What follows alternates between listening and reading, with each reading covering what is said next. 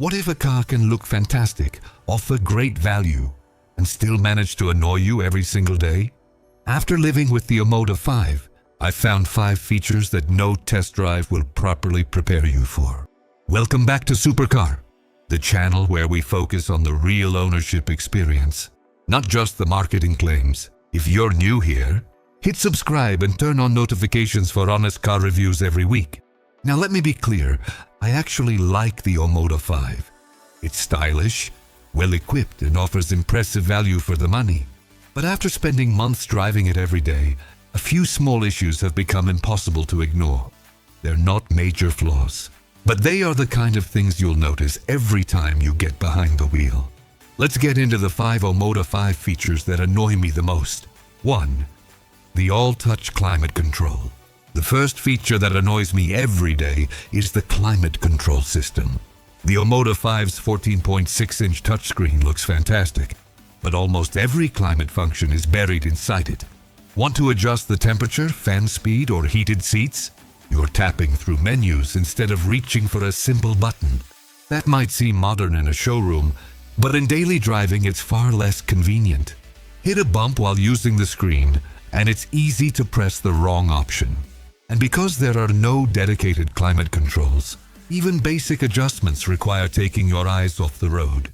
The screen is impressive, but for something you use dozens of times a day, a few physical buttons would make a huge difference. 2.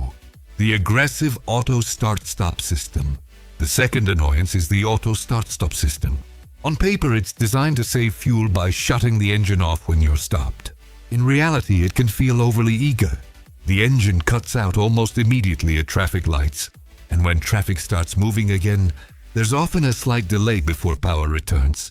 The biggest frustration isn't the system itself. It's that it resets every time you restart the car. Yes, you can switch it off, but you have to do it again and again, every single day. It's a small issue, but when you're reminded of it at every morning commute and every red light, it quickly becomes one of those little things that starts to wear on you over time. 3. The reversing camera quality. The third feature that disappoints me is the reversing camera. For a car packed with technology, the camera quality feels surprisingly outdated. The image lacks sharpness, looks washed out in bright daylight, and becomes noticeably grainy at night. The parking guidelines help, but they're only useful if you can clearly see what's around you. In tight parking spaces, the low-resolution image can make judging distances harder than it should be. Considering how modern the rest of the cabin feels, the camera quality simply doesn't match the Omoda 5's otherwise high-tech image. Several rivals in this price range offer noticeably clearer and more confidence-inspiring camera systems. 4. Wind and road noise at highway speeds. The fourth annoyance only shows up once you leave the city. Around town, the Omoda 5 feels refined, comfortable, and surprisingly quiet. But once you settle into motorway speeds, wind and road noise become much more noticeable than they should be. Most of the wind noise seems to come from around the side mirrors and front door area. It's not unbearable, but on long journeys that constant background hiss starts to wear you down. You find yourself turning up the music or raising your voice during conversations. It's one of those issues you might not notice during a short test drive, but after a few hours on the highway, it becomes much harder to ignore. For a vehicle that feels so polished in many other areas, better noise insulation would have made a big difference. 5. The infotainment lag and menu logic. And now we arrive at the one that makes me close my eyes and count to 5. Before I say something I'll regret, the infotainment system's lag and its utterly baffling menu structure. The 14.6-inch screen is the crown jewel of the Omoda 5's interior. It's gorgeous to look at, but gorgeous and fast are two very different things. On certain days, particularly on cold mornings, or after the system has been running for a while, the screen introduces noticeable lag when you tap it. You press the navigation icon, nothing happens. You press it again. The system registers both taps at once. Now you're 2 menus deep into something you didn't intend to open.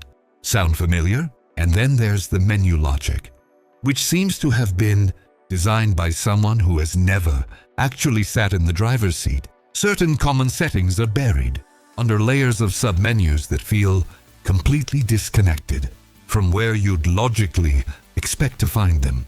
Want to adjust the ambient lighting? That'll be 3 taps in a non-obvious submenu. Want to check the tire pressure readout? Hope you got time, because it's not where you'd think it is. Over-the-air software updates have improved things in some ways, and I'll be fair, it's better than it was at launch. But in a world where people use iPhones, iPads, and Samsung tablets daily, drivers have a very low tolerance for screens that stutter in menus that don't make sense. The hardware is clearly capable of better. The software just needs to catch up.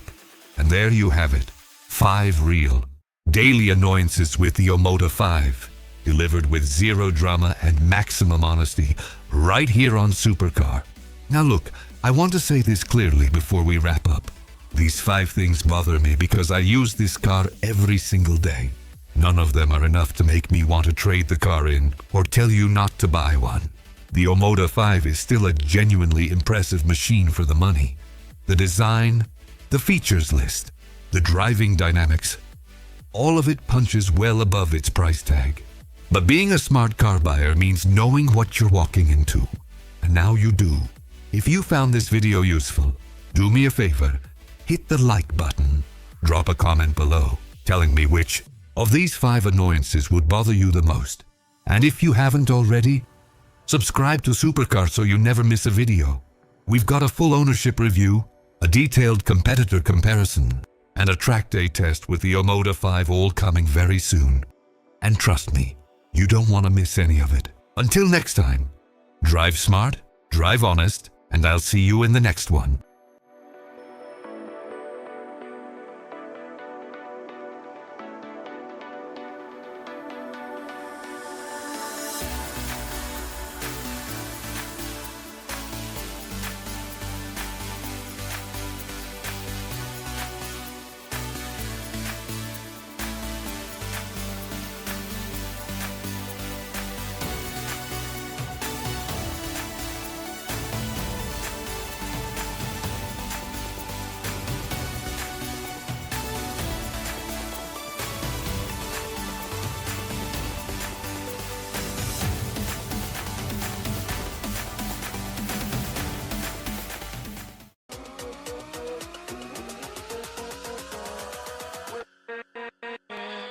With